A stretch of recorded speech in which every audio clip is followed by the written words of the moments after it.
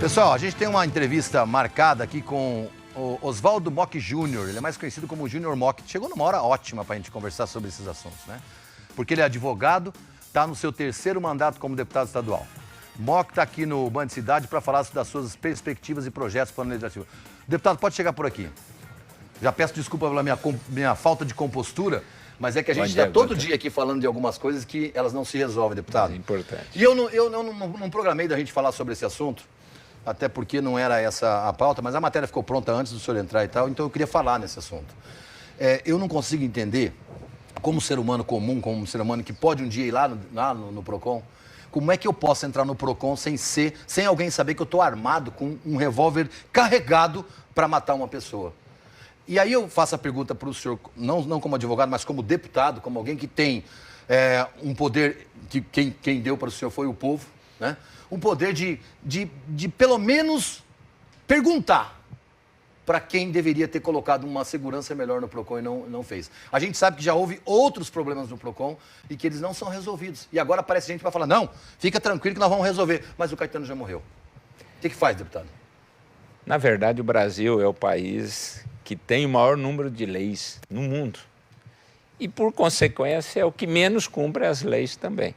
Com certeza, tem leis que determinam que em qualquer que seja o órgão, e você disse muito bem, como o PROCON, que está ali para poder solucionar conflitos existentes na relação de consumo, que não tenha ali pelo menos uma revista naqueles que entram para evitar que o cidadão entre armado, seja com revólver, com faca ou qualquer outro tipo de arma. Eu acho que isso é uma necessidade imperiosa e independe de leis, porque é um órgão que existe para isso, para defender a relação consumidor, né, com aquele que vende, que presta o serviço. Então, esse fato que aconteceu com o Caetano, que por sinal também meu amigo, uma pessoa do bem, uma pessoa sempre alegre, comunicativa, afável, né? Uma pessoa que só pensava em fazer o bem para as pessoas, né? Chocou a comunidade. Espero que pelo menos isso sirva para a gente poder entender que fatos como esse, você disse aqui, acontecem todos os dias, não é porque é o Caetano. Hoje aconteceu com o Caetano, amanhã com o José, com a Maria, com o João. Então, os poderes públicos têm que estar dotados e revista é obrigatório. O cidadão usar arma num público, em qualquer que seja um ambiente, que não seja um policial que tenha a missão de estar ali para defender e, obviamente, usa o armamento, tem que ser revistado. Isso é fundamental, eu acho que isso é uma prevenção que evitaria um problema dessa natureza, como tantos outros que acontecem todos os dias. Então, o que eu tenho dito sempre, a gente tem que ter o cuidado, e nós como legisladores, não ficar apenas fazendo leis, apresentando leis. Nós temos leis para tudo. Às vezes, algumas até desnecessárias, né? Mas nós temos que ter o cuidado e os poderes públicos, através das políticas públicas, a segurança é uma delas, uma das mais importantes políticas públicas que tem nesse país, para que elas se efetivem, para que na prática elas aconteçam, que haja efetivamente a prevenção e que os órgãos públicos tomem os cuidados necessários para evitar que tragédias como essa, que afeta não só uma família, que afeta uma sociedade, que choca todos nós, como aconteceu ontem, como você disse, a situação outra da menina, do outro, e assim todos os dias, e você vai ter vários outros, infelizmente, que falar talvez amanhã, daqui 5 dias, daqui 10. Então, a sociedade precisa realmente cobrar a efetividade do cumprimento das leis. Tá certo. Agora, deputado, eu quero falar um pouquinho do seu mandato, quero fazer uma correção. Falei 3 mandatos, são 4 mandatos agora, o quarto mandato. O quarto mandato. O senhor representa, a sua votação vem da região norte do estado, pelo menos a princípio, porque o senhor já vem de lá, já foi prefeito e tudo mais. O que se esperar do seu ano legislativo a partir dessa premissa, de que o senhor vem da região norte, mas o estado inteiro precisa de um deputado, né? Nessas eleições, né, em função de eu ter sido candidato a governador nas eleições passadas, né, eu brinco, eu falo assim, furou a bolha. Eu acabei estando presente em muitos municípios, em todas as regiões do estado. Acho que houve só 1 ou 2 municípios onde eu não obtive votos. Então, me sinto, na verdade, na essência, né, um deputado do Estado. Então, por isso, você tem que ter pautas que são pautas que beneficiam o Estado como um todo, não apenas focado na região. Obviamente, a região que sempre, né, me deu uma expressiva votação, sempre foi responsável pela maior parte dos votos das eleições anteriores, e eu tenho um carinho todo especial, né, pela região norte, porque é a região de onde eu vim. Mas nós estamos pautando o nosso mandato sobre alguns temas que são fundamentais para o Estado. O primeiro deles, que é aquele em que há a demanda maior da população, que é a saúde. Qual é o grande problema hoje, Guto? É a ausência de resolutividade no interior, o que superlota Campo Grande. Sim. Campo Grande, né, os pacientes daqui pagam um preço porque às vezes chegam no hospital e tem dificuldade no atendimento porque tem outros pacientes. Nós temos um sistema universalizado, você não pode fechar a porta e dizer, ó, aqui só vai atender paciente daqui ou de acolá, né? Nós temos um sistema que atende a todos, que é o SUS. Portanto, o que nós precisamos? Não dá para um paciente entrar numa fila e esperar 1 ano para um exame de ressonância magnética. O cidadão, quando ele busca a saúde pública, ele quer ter o quê? O médico na especialidade daquilo que ele precisa ter os exames que dão o diagnóstico preciso para que o médico aplique a terapia correta, ele precisa ter o apoio, né, medicamentos e etc., que são disponibilizados na rede pública. Então, é preciso que as sedes de micro-região, o Estado é bem dividido nisso, são 11 sedes de micro-região que têm seus hospitais regionais e nós temos 4 sedes de macro-região, Campo Grande, Dourados, Três Lagoas e Corumbá.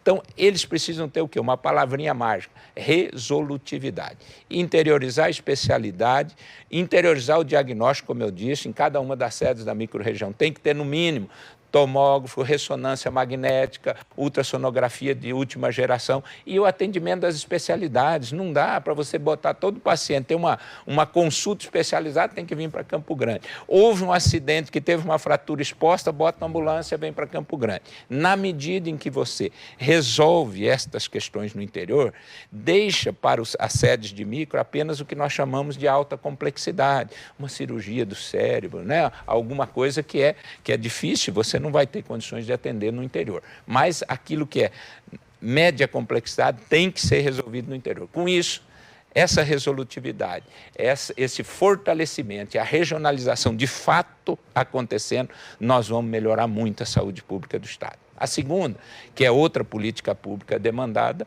é a educação. Há alguns anos atrás, nós construímos, e eu fiz parte, eu era presidente da Comissão de Educação da Assembleia, o Plano Estadual de Educação, que define, claro, metas, ações, prazo, toda definida num plano que era por 20 anos. O que aconteceu? O que, de fato, do Plano de Educação se realizou? O que não? Por que não? O que mudou? Eu acho que esse plano de educação tem que ser reestudado. Nós não podemos jogá-lo fora. Ele despendeu o esforço de muita gente. Criou o plano nacional, o plano estadual e os planos municipais. Então, nós temos, e eu quero discutir no meu mandato, o plano estadual de educação, os planos municipais, para nós alinharmos e para que o investimento público na educação, ele tenha esse planejamento. Não é programa de governo, é programa de Estado. Sim. E a educação é fundamental. Todas as outras políticas públicas dependem de uma educação de qualidade.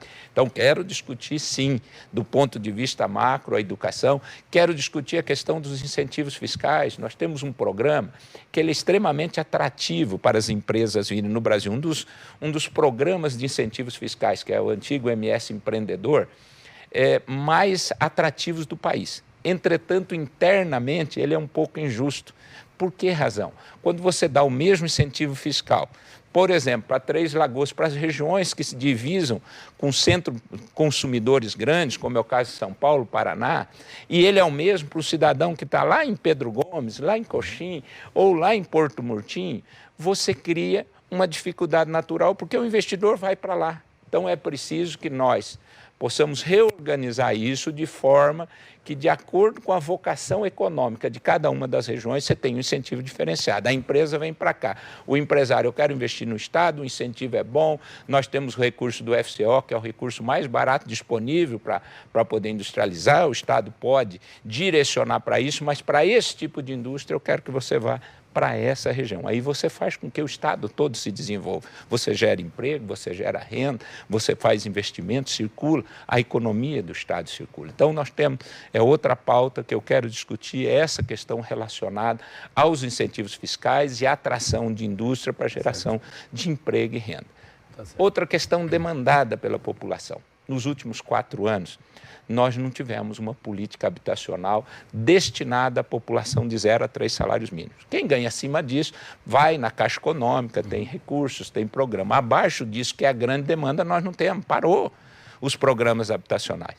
E os programas habitacionais, além de gerar emprego para a população menos qualificada, que depende da mão de obra, do seu salário, enquanto ele está construindo, ela gera um lar, ela gera um teto. Então, o programa habitacional tem que ser revisto, nós temos que buscar parceria.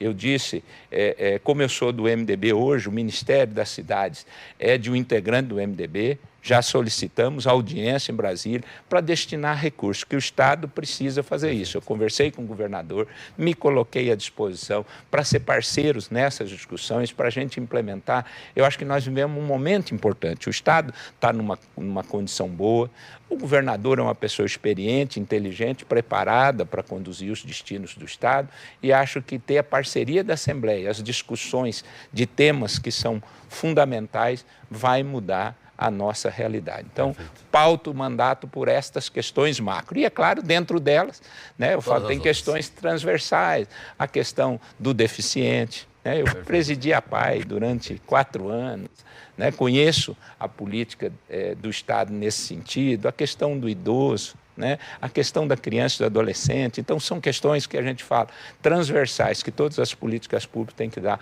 um foco. A questão do idoso, enfim. Todas essas questões nós vamos estar abordando na Assembleia. Perfeito. Deputado, muito obrigado mais uma vez por aceitar nosso convite. Está sempre bem-vindo. Eu que agradeço. Estou à disposição. Tá? Sucesso. Um grande abraço. Obrigado, viu? Passei por ali. Está aí. Deputado Júnior Mock falando do que vai fazer no seu 4º mandato como deputado estadual por Mato Grosso do Sul.